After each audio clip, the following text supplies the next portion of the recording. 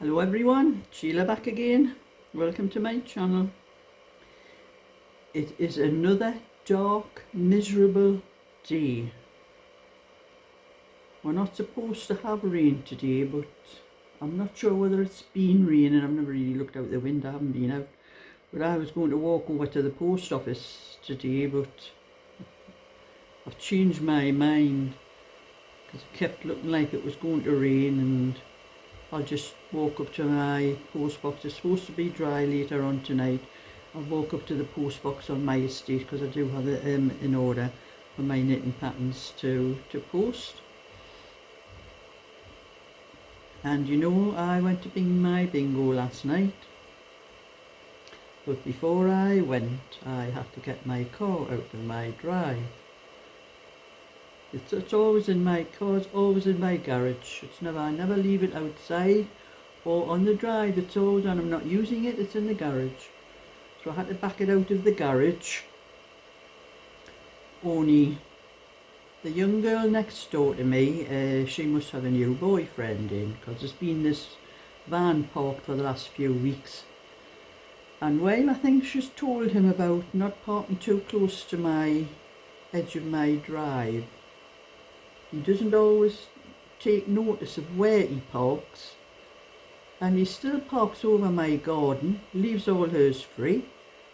It must be in case they have any visitors who want their garden kept free. But anyway, he was parked, and I thought there was plenty of room because he had left a good space between the edge of my drive, and there was a good space. But I didn't realise until I started trying to back out.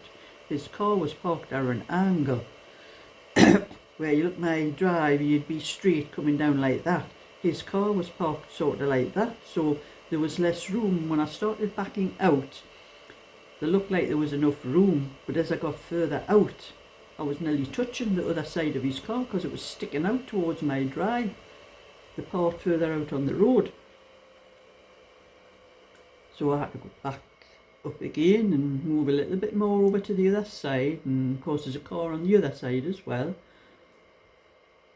And they always park properly, you know. I don't have any trouble even if anybody's parked on both sides, if they're parked properly. So I had to go back forward a little bit and try to come out again, and I got a little bit further back, but this time I was still getting close to the car, and I was sure I actually touched the side. So I went back in again. I tried for a third time.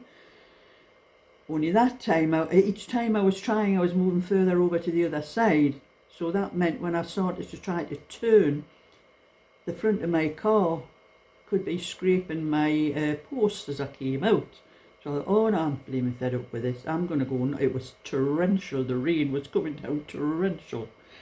And I'm going to go and knock them next door and tell him to move his flaming car up his van. Well, it's like a van. It was like one of them big high back part things on it. So I think it was a van. So I had to hunt around, find the umbrella in my car, and went out and I knocked on the door.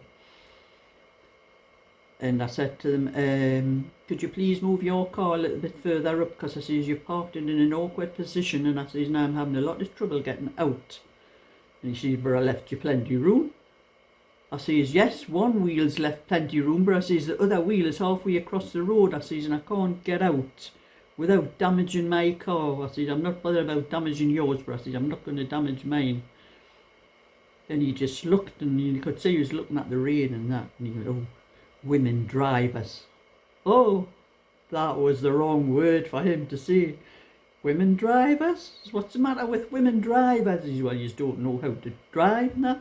I says, hey, I've been driving since I was 21. I says, I know how to drive, and I also know how to park properly as well. I says, get your flaming car shifted up a bit. The car had to come out. He went back in, got an overcoat or something on to come out, and it's only a short walk, you know, to the car, but I mean the rain, it was really torrential. And he moved up a bit, and that made it a bit easier. I could get out then, you know. So that was the start of my day, and then the driving there. My wipers were on the highest setting, and they still weren't enough. I was having trouble seeing where I was going, and you couldn't see the road markings properly, but I managed to get there in one piece and pick my friend up. And so when I was telling her and I was complaining about all the rain, I said, the rotten rain. Oh, she says, you sound like in the right mood tonight, Sheila. So I was telling her, like, oh, she says, I wish I lived closer to you. She says, I'd love to see you when you get going. But anyway, we had a night hour bingo, and you know, that wasn't the first thing. While we were playing the bingo, you know, when I sell anything on, I usually switch my phone off, because me and my friend play a game on my phone during the breaks and that. And I usually turn the internet, not the actual phone off, I usually turn the internet off. So there's, because this game, it's like a word game, you know, with a circle where you make words out of it. It's like a crossword type thing. And me and her usually play that on the breaks and that. So you get adverts in the middle of it. So I usually switch the internet and, you know, everything off on my phone so that I don't get any adverts coming up. But I forgot to switch the thing off, and during the first game, well, on eBay, when I get a sale, it's very loud. It's like a cash register sound comes up on my phone. Very loud it was, and it went off twice in the middle of the first game. And everybody was turning around looking at me, and the fella, it was a woman that was calling. She says, who's got a cash register over there? I said, look, shut up, just get on with the game. So that was that. At least it wasn't too bad on the way back home. It was still heavy rain, but it wasn't quite as bad as when I went out. It was a little bit better. It was still pouring, like, and you know, everything, like, I always stay in the outside lane, the lane all the way home, and that, and everything that's passing you, the spray and that, you know, the wipers just weren't working fast enough to wipe it up. I was having trouble, and then I couldn't see properly out the back windows. The side windows were all the water all on the little side windows, and that I couldn't see. When I was trying to come off the I was in the middle lane, there's 3 lanes on the A1 on the part I'm on, and I was driving in the middle one, and then I had to go across 2 other lanes when I come to my slip road, and I couldn't see a thing from the side mirrors and the back. I was having to wipe the back mirrors, and I think I took my life in my hands on Thursday night. But anyway, I didn't win anything, but my friend won £2.50. Well, she won £5. We had £2.50 each. It almost paid for our drink. But there wasn't a lot there as what normally is there, because I think there's quite a few people live within walking distance, and I think even with an umbrella you were still going to get soaking, so a lot of people didn't come last night, so there wasn't as much money paid out as what there normally is. But anyway, that was that, and I managed to get home okay and that, and I am now on with this is the little rosebud cardigan. I've got the back and one of the sides finished.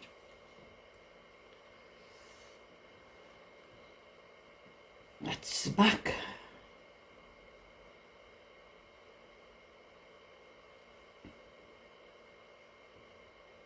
And that's the first side, and I'm on to the second side now.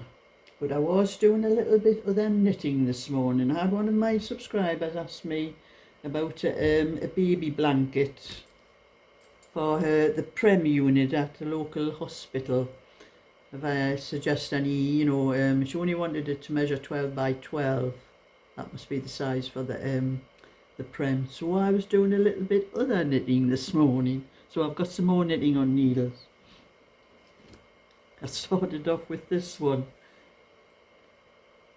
She wanted something, but it couldn't have holes in, because you don't really, crochet is no use for little premature babies because of the holes in the work, you know, the little fingers and toes and that will get stuck into the hole. So she wanted something without holes in, so I just sorted that for her. It's just the double moss stitch, knit 2, purl 2, you know, with I think I've done about 4 rows of garter stitch here and 3 stitches on each end, so it doesn't curl, you know. Well, this pattern doesn't curl in anyway. So I knit that so I could show her. I wrote it out for her how to do the stitches, and then I knit a little bit to send to her a picture so she'd know what it was supposed to look like when it was done. So I don't have a lot of this. I'm only hoping there's enough to do a blanket that size. Actually, probably would do for a little doll's pram or something like that. So I've left that, but I'm not going to knit any more of it just now. I'm going to finish my orders first. So that was a little bit more of that I did. So I'll probably be doing that for a little doll's pram or something like that. That was just a little bit wool. I just tested it on this little bit wool to make sure I got the stitches right for writing it down for her and that. And then I thought, well, I was going to pull it out afterwards. So I thought, well, I might as well just leave it and keep going and hope there's enough. If there's not, when I get up to nearer the top part, I'll maybe put a couple of little stripes in and then a little bit of that on the top, and then turn that part over like you do. We used to have blankets on our prams when the babies were little, where you had the top part was turned down and stitched, you know. You might have had a little bit different pattern on that bit. That's what I might do with that if there's not enough, because I'm not sure whether there's enough. There's, you know, still enough to do quite a few rows there.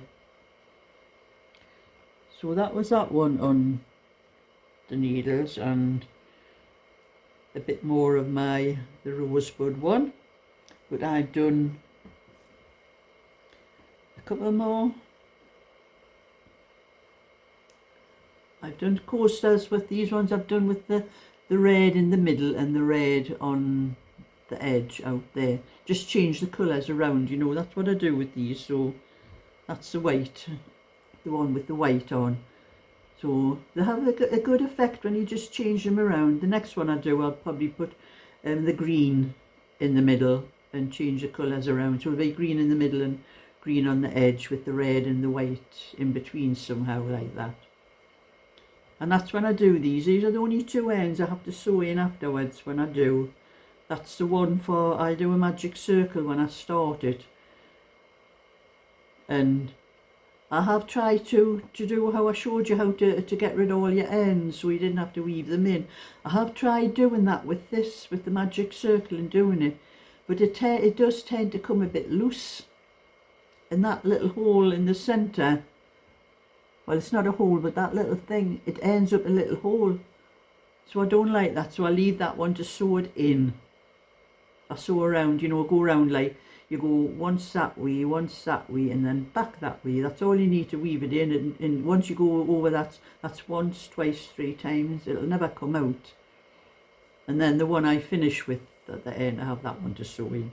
So I've done 2 of those. We have another 2 to do, and then I'll do another set with the green in the middle, and then I'll have a set of 3, and I'll put them up onto eBay for the sell then after that, after I do that. It's better to put a few up all at once, and then anybody that might be looking's got more to pick from instead of just the one set. Because they could put one set up, somebody could buy it, and then I put another set up another day, and somebody might think, oh, I would have rather have had that one, you know. That's what I prefer to do anyway. Oh, my hair's getting on my nerves, my ear. I don't bother putting my hair up unless it's really untidy when I'm doing my videos. But anyway, that's what I've been doing today. And it's another really dark day. It is, you know, dark now. It is nearly 4 o'clock, but it's been dark in here since about 2 o'clock. I hate the winter. But anyway, that's it. A thumbs up and subscribe, and I'll catch you all another time. So bye for now.